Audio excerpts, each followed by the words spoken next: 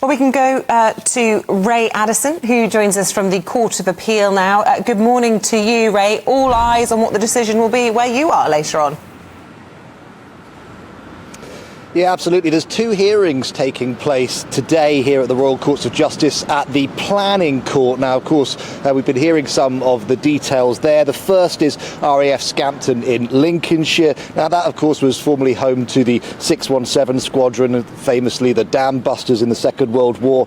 And they're going to hear an injunction from West Lindsey District Council against plans to house up to 2,000 migrants there. And the initial plan from the Home Office was to have that number housed there by December. The local council is claiming that the Home Office doesn't have the necessary planning permission. They're questioning the use of that wartime Class Q emergency rule to bypass the planning laws. Now, earlier on, they did an inspection of that site, and they actually issued an enforcement notice to the Home Office barring them from carrying out any further work. They said that from that inspection it was actually clear that the site was intended to be used to house migrants for more than the 12 months which had initially been stated, and therefore they hadn't done the necessary environmental and other impact assessments that they should have done for that requirement. Over in Essex, of course, we've got Wethersfield Airfield. That's Braintree District Council. They're bringing the challenge. It's being heard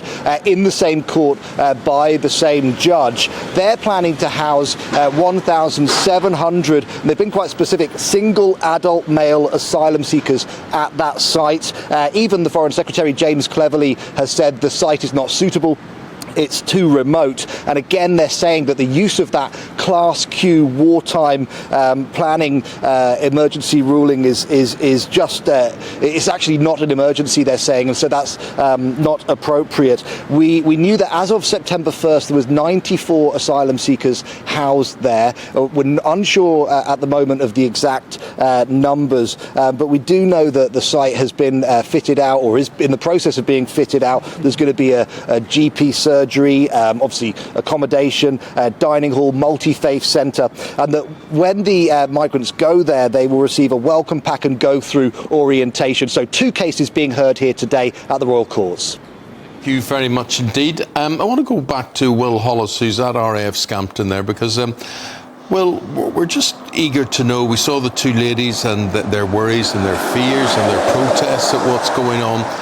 What is the feeling that you're picking up? Yes, well, it's been 7 months since it was announced that RAF Scampton would be one of those bases, one of the answers to the migrant question that is puzzling the government so much right now. The feeling is strong, to use a simple word. You'll notice here from the very front gates of RAF Scampton along the A15, which is very noisy in the background, you'll notice the flags that are here and the tents and the tarpaulin.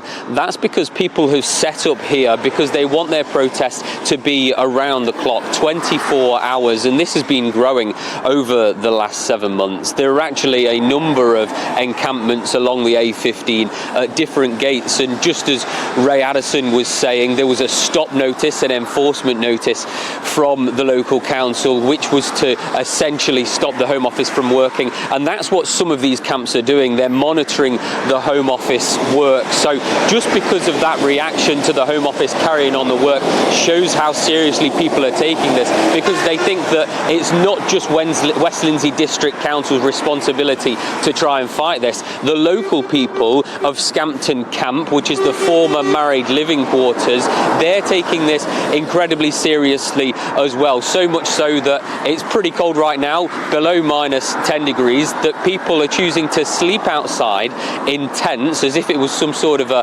music festival, roughing it, to try and monitor what's going on and make sure that their voices are heard. It's not just people from Scampton Camp, though, the people that live within a mile of the front gates, and will ultimately be the people that are most affected by 2,000 asylum seekers moving in here. But it's people from around the country. I've heard stories of people coming from fairly close places like Doncaster and other parts of Yorkshire, even Birmingham in the West Midlands, or sometimes even people from the south. We talked a little bit about those two ladies, Rachel and Mandy, who've been protesting here throughout the last 7 months, and that's just two of the voices of the very many people who are concerned about what their future might be in this very small part of Lincolnshire, which has become a big part of the migrant story. But Will, just to explain to us, we saw a vehicle go in through those gates behind you when you were just beginning to speak to us then. If this injunction is successful, if the people waving flags behind you get their way today, and RAF Scampton isn't turned over to the government's wishes of making it a home for asylum seekers, what will become of it? What will it be used for? Yes, well, one of the biggest contestations against this asylum centre is that West Lindsey District Council has a plan for £300 million worth of regeneration investment through a company called Scampton Holdings Limited. As we've said, the Dam Busters history here is invaluable to the local people as well as to the local economy. So that is the plan, turn this place into a heritage centre, but not just that, also a centre for aerospace in investigation. One of the things that one of the local councillors said to me is that they plan to shoot satellites up from this part of Lincolnshire because, of course, if they can fly planes in and out of it, why not shoot satellites up into the sky? So there is a plan. It's one of the reasons why West Lindsey District Council has been so fervent in their protestation against this. You would have seen people coming in. Of course, people are coming in to start their day at work. You will have noticed security guards in there unlocking the gates and then locking them again. There are people coming in and out of here all the time, despite that stop notice, which is a legal enforcement notice, because West Lindsey District Council think that the planning restrictions are being broken. But what might happen if the injunction, if the judicial review goes in the favour of West Lindsey District Council, we simply don't know, because as we know, after court cases you can sometimes have appeals, but the people here that have been sleeping outside of RAF Scampton, sometimes for months on end, they say that if this does go towards being an asylum centre, that they are going to stay here no matter what. Well, thanks very much indeed.